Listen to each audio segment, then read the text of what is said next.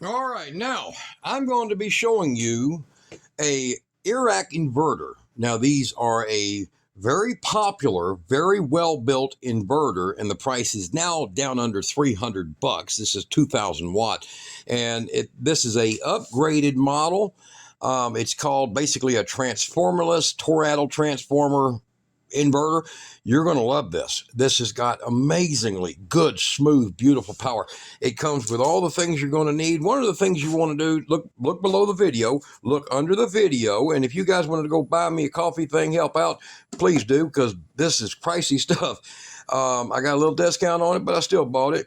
And y'all want to replace these cables, and I'm going to put a link to those cables that you need for this below here, and I want you to check out the performance of these workhorse beautiful red Odo batteries. I've been using these now for a lot of other purposes, so they're a little scuffied up, but we got them all back in the shop, and we're going to be showing this, so y'all stay tuned. We're going to open this thing up and show you some real cool build. It's nice in there, real nice. So hey, let's go.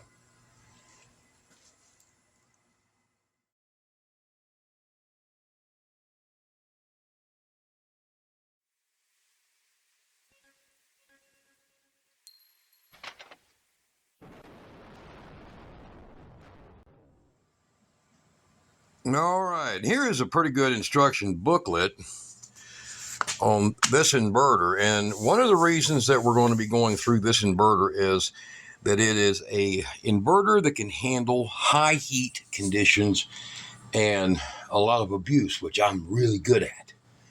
All right, so we're going to work on this together. We're going to abuse it together. So this one here has a very unique transformer design that's in it.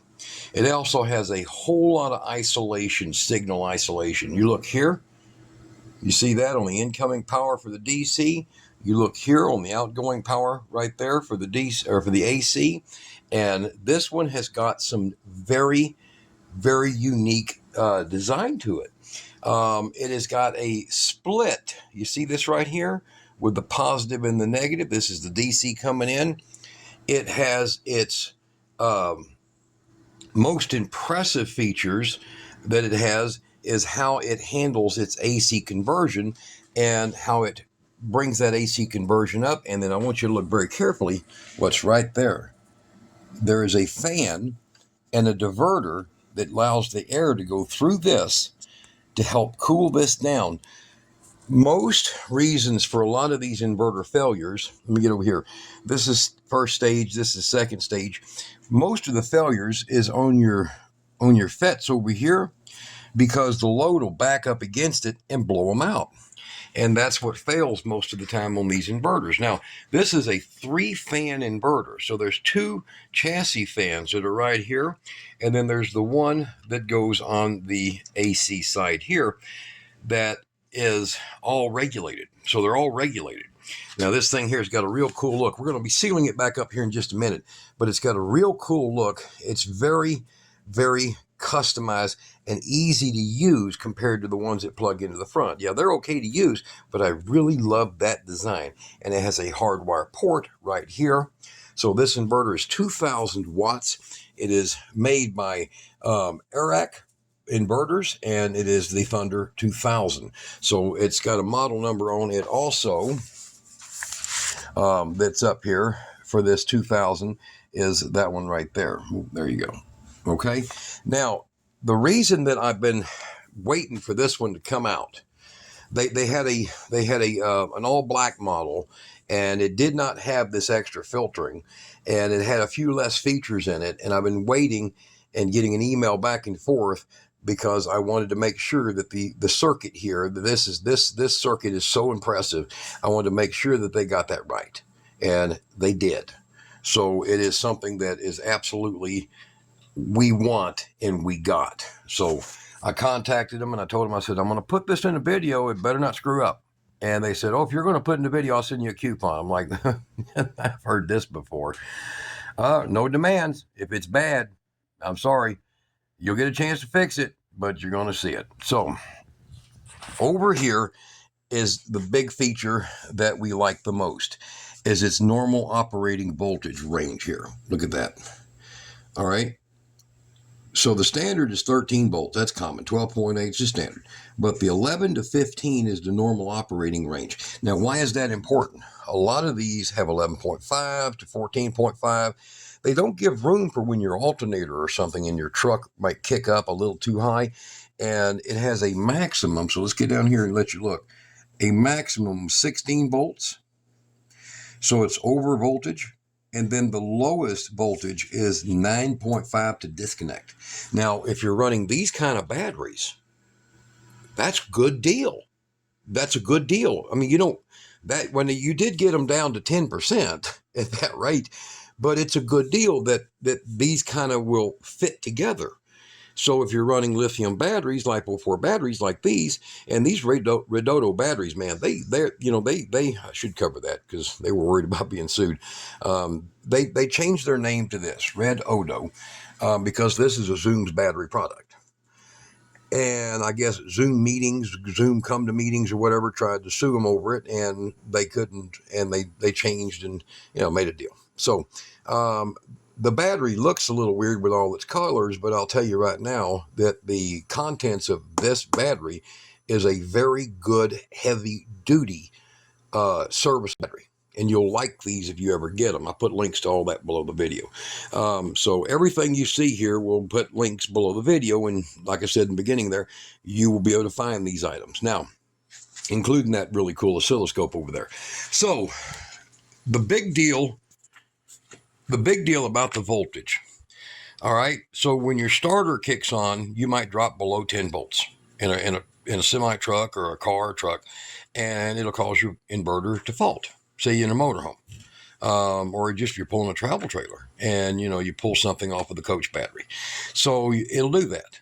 And then you'll have an inverter back there beeping the whole time you're driving, not knowing what the hell went wrong. But with 9.5 volts, very unlikely that that'll happen. The other thing is that the fact that it has a 16 volt disconnect peak. Most alternators, when you start the car up, they won't disconnect until they just literally hitting almost 18 volts. And by the time that the battery gets that, it's roughly around 16 volts. You see, you have your wire losses. And you want an inverter that's not going to fault for the same reason. So a lot of semi-truck drivers, they'll have their lights, they'll have all their stuff when they do their checklist. And when they fire that truck up, it's going to just pulls, even though it's a huge bank of batteries, it really pulls them down. And then that alternator, they usually have a 200 amp, it'll just throw that power up there like you wouldn't believe. And a lot of these inverters, the cheap ones, that they get at the truck stops, they'll go bad. They'll fault. But this one, it won't do that. So if you're a trucker, this is what you want. And I'm on the list when the 2500 comes out, because that's what I want to put in my semi. I want to put a 2500 in there. Now this one here, immediately, no problem, operated a 0.9 cubic foot microwave that is 900 watts. And a 900 watt microwave it makes 900 watts of heat, but it takes 1325 watts to run. And it has a surge of nearly 2000 watts for the first second and a half. This handled it. And I mean, it's so clean, it was unbelievable. So the voltage that's in this is so clean, you have no idea. And there was a lot of work. You see that went into it for very fine electronics. And the row of caps they got here, they're good quality. Everything they've done in here, easy access. And these aren't soldered in. I want you to look down there if you can see it here. They're not soldered in. These fuses, you see, you can replace them. They're not soldered in. A lot of these companies will solder these fuses in, and it's a miserable thing to mess with to get them back out. Okay. This company has thought this all through.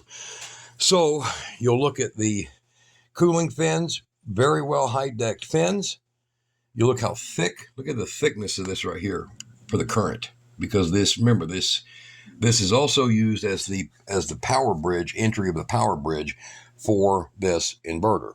Now, I'm going to give them a couple of good kudos because they followed some instructions on making this 3 instead of 2. Okay, so the speed that these FETs over here operate at is based on these capacitors, so their release time. And they had 2 on it, and now look at how the new board came out. You see it right there? 3 spaces, and there's 3 on it. If I buy something and it's good, I'm going to share it, and I'm going to tell you why, and I'm going to tell you if I'm going to have something to do with trying to make it better. Now, we're going to get it all put together here in a second, but right now I'm just using a set of 7 amp test leads, so there'll be no problem with firing this thing up. And we're going to go ahead just using the remote, and you can see up here it's got a USB-C and standard USB. Puts out a little over 2 amps that will charge a iPhone. It charge anything really fast. So here we go right here.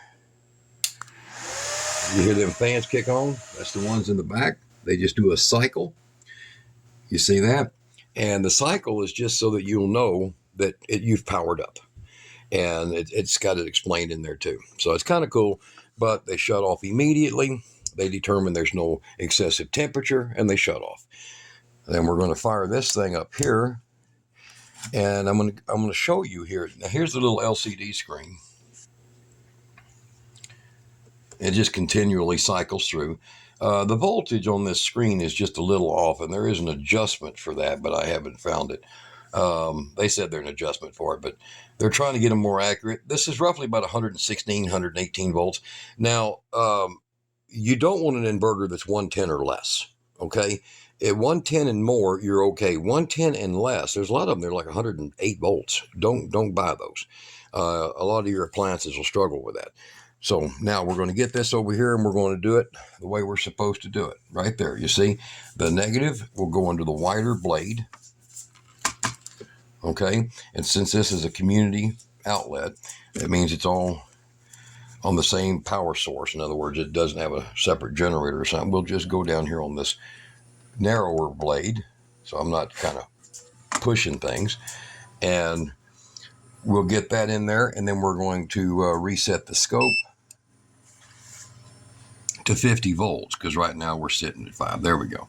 And you'll see, here we go, that it has a very stable 117 volts and 60 hertz. 5982, 60 hertz. It's clean. Very clean. You don't see, hold on, I'll just hold that real still. Very clean. Okay? And the LCD in here makes the little notches. You might see if you look real close. You see what looks like little notches. That's not the electricity. That is the screen itself makes that. But that is a very, very, very clean signal. So we're going to get this disconnected, and we're going to hook up the power cables to it, and we're going to do some pulls, and I'll show you it all put back together. It's a beautiful unit. I mean, it's a really nice design, and the board is real thick and heavy. So, and it's also epoxy coated. Very, very, very good improvement over the original ones that they had 3 years ago. So, all right, now once again we got it back together, and we're going to be showing you some simple solutions here. Now, as I said in the beginning of the video, you want to make sure you replace these cables. They'll work, they're going to work, but these are aluminum, copper-clad aluminum cables. I wouldn't be pulling a lot of power long term. Hell, they might handle it, but I just 2-gauge copper. Just go 2-gauge copper. All right, and you'll be fine. And plus, you'll get your full service out of this inverter. And especially as you've seen in the way it's designed inside, it's toroidal transformers instead of a stack of little, standard wall wart style transformers. This thing has got a just bulletproof design, and you see the extra cooling fan. So instead of having 1 and 2 stages like a lot of inverters, it's got 1, 2, 3 stages to this thing. That means it's going to do better. All right, and the ones that are doing that, they do work better. Your very expensive $750, $800 Samlex, they're built like this. Okay, but this is like $280, $300. Big difference. All right, so we're going to go ahead. Now we've got the power cables ready. When you hook up a power inverter, you're going to want one of these little test lights, and you want a real test light, not an LED. This has an incandescent that's good for up to 36 volts. So this is what you want. Now, if you're going to charge a 24 or 48, if you're going to charge a 48 volt inverter, you can do it with 12 volts. Do you get me? your capacitors are not going to know that much of a difference. So if you have a 48 volt capacitor, hook your cables up, grab a small 12 volt battery or 24 volt battery or a little power pack somewhere, and do what we're about to do here. So you're going to watch here. We're going to have this. It's run down and clipped onto the end of that wire there that feeds power. And we're going to now bank up our capacitors so that you don't get a huge spark. Okay. And there they go. Now the capacitors, see that light dim? Now it's balanced out and they took the charge. So we'll just go ahead and unclip this. And I will throw these up here and we'll get them hooked up right quick. And I'll be right back.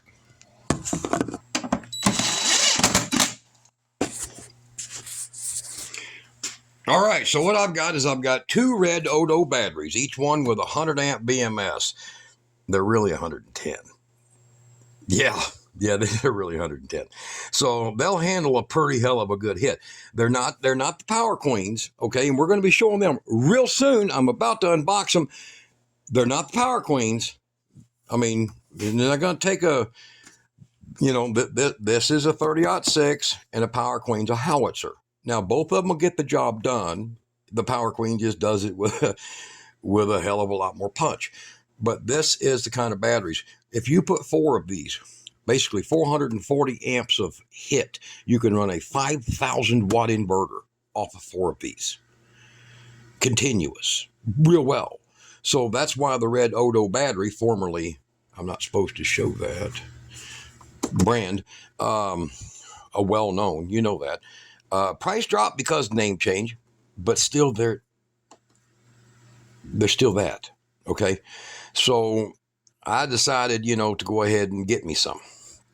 And I'm not disappointed a damn bit.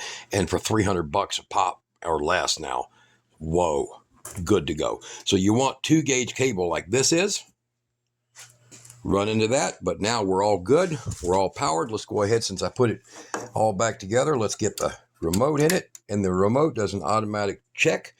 It checks and verifies the connection. You see that little flash here? I'll do it again. You hear it? All right, so now we'll just go ahead and power up. Now I can power up manually too, so there you go. It does a fan run cycle to make sure that there's no heat. It tests its 3 different sensors. 3, not 2. A lot of them have just 1. 3 different sensors in there. And then it gives you the feedback right here on the screen. So you see that? If I can get that on there. A little bit bright in here. The room is bright, so. Oh, mercy. The room is way bright. All right, so you got that. And it'll also give you your outgoing. So it's pulling 0.6 of an amp. 0.6. That's not bad. This is 7.5 watts of power on idle. This ain't going to run your semi-truck batteries down, or if you got a diesel pickup, it won't run them down. If you've got 2 of these in your RV, it won't run them down. You just leave it on all night. It won't matter. That's why this thing has the dual toroidal transformers in it, because they do less bleed down. They're better. And that's why 3 stages, because right now it's running on the starter stage, 1 stage until it calls for power. There you go. So this is a beautiful, well thought out inverter. Now, we're going to start out by doing just a basic power test, and I'm going to hook this baby in right here. Move that out of the way, and you see that this remote is about 12 foot long, and it corresponds. Actually, I think it's almost 15, and it corresponds to everything in here. Now, I'll get this oscilloscope out. You've seen that in the beginning there, and I've got this little cheapy deepy, and we're running at 118 volts. So now this one rounds over. 17.7 is what it normally is in here on this inverter. So 118 volts, that's beautiful for anything in that range, as long as it's as close as possible to 60 hertz. You got good power. So we're going to grab this saw, and I'll set it down here on the floor. This is an old Harbor Freight, what is that, Drill Master? That's a hell of a name, ain't it? Drill Master on a saw. Yeah. So, and we'll plug this thing in. And I might have to get a cameraman in here, because, I'm unstable. It's the drugs, right? And then we're going to kick this thing on, and we will try to take a look-see at this thing here. Here we go. Stay. Bad dog. All right, so we'll just give it a non-cutting kick on, okay?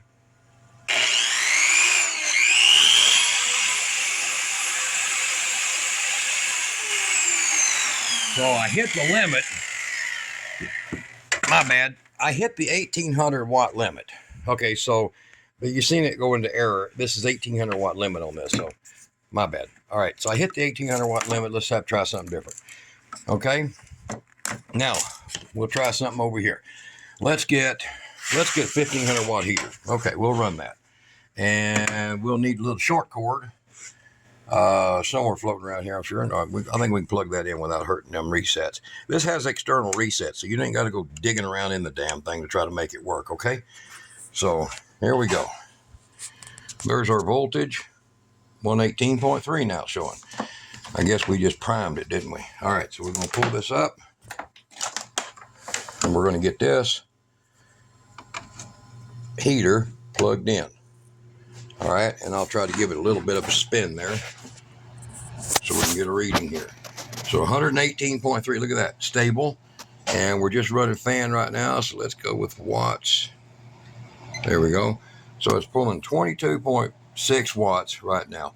And let's go for the setting 1, which I think is like 600 or 700 watts. 1,000 watts, my bad. So the heater's running at 1,000 watts right now. That's this little thing right here. And I think this is a little sunbeam. This is one of those where we dig it out of the trash and do a little smack around work and made it work. So it's probably pretty wasteful on energy. All right, I'm gonna get back over here. Now we're gonna kick this thing on 1500. I think it should be 1500. All right, that's a higher setting right there. So we're running just fine. Or it's 13, I guess 1300. High setting. So 1300, looks like it, don't it? Oh, there it goes. There, smack it around some more. So I'd call that about 1300 watt heater. So let's look over here what we got. Got a little bit of sag voltage. Now I did not charge these batteries up. These are not charged. They're starting out about 13 even, so full charge is about 13.4.5 on that thing. All right, so 1312. So it's pulling 1312, and then by the time it corresponds out of here, it's showing 1270. So I'd say I call it 1300 even. So I'd call this a 1300 watt heater.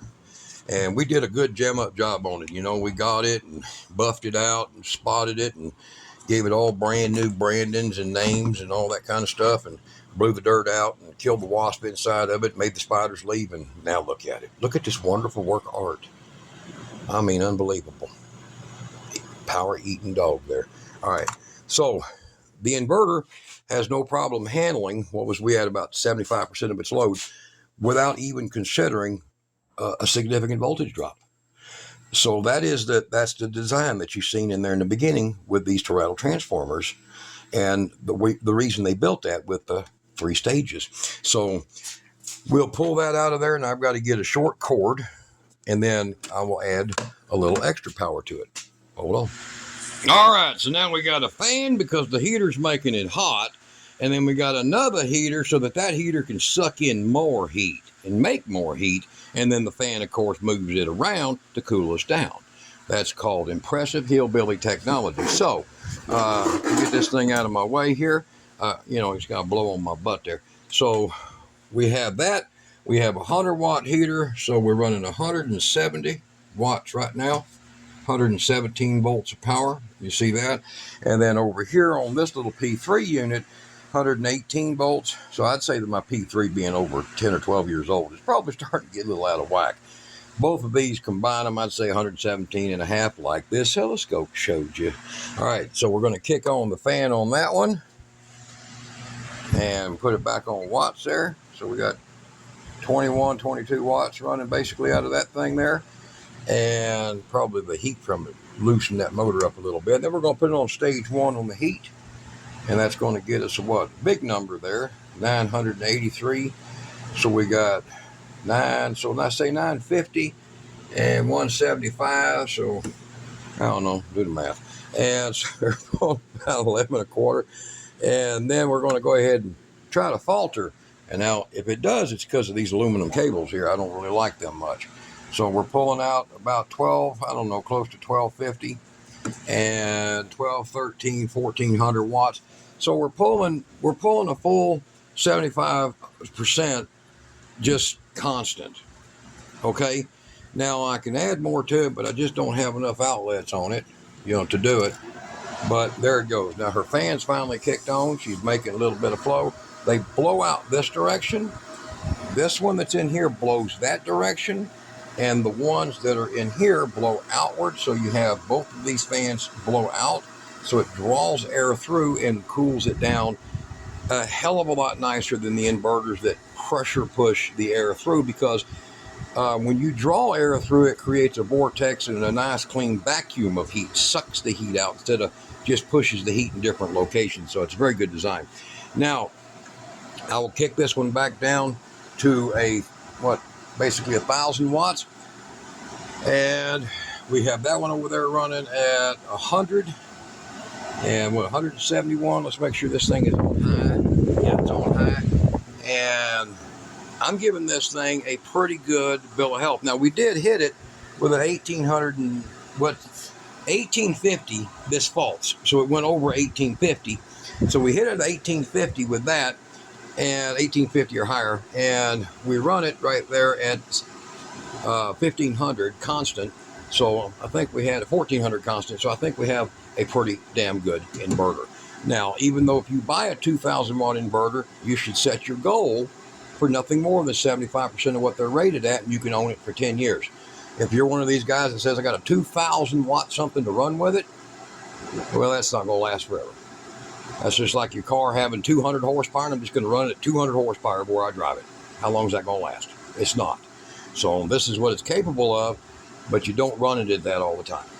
If you need a 3,000 watt inverter, if you need something to run 3,000 watts, get a 4,000 watt inverter. Common sense. All right. So this thing here is a beautiful build. It's a hell of a nice inverter. You've seen how they modified everything in there to much better quality. And I'd say for the price, this should be about a $450 inverter. They're under $300. That tells you something. And probably they discounted because this original one had copper in it. So, but I don't think that's a $100 discount. You could buy the cables for like 20 bucks. So, all right, guys, there it is. Erayak, a really good brand of inverter. This is part of the Krieger inverter lines, okay? Fronius Krieger, and they're really good. Quality, really good. All right. And how you like them Redodos? They're like mules, man. Just like a freaking mule. All right, y'all be good.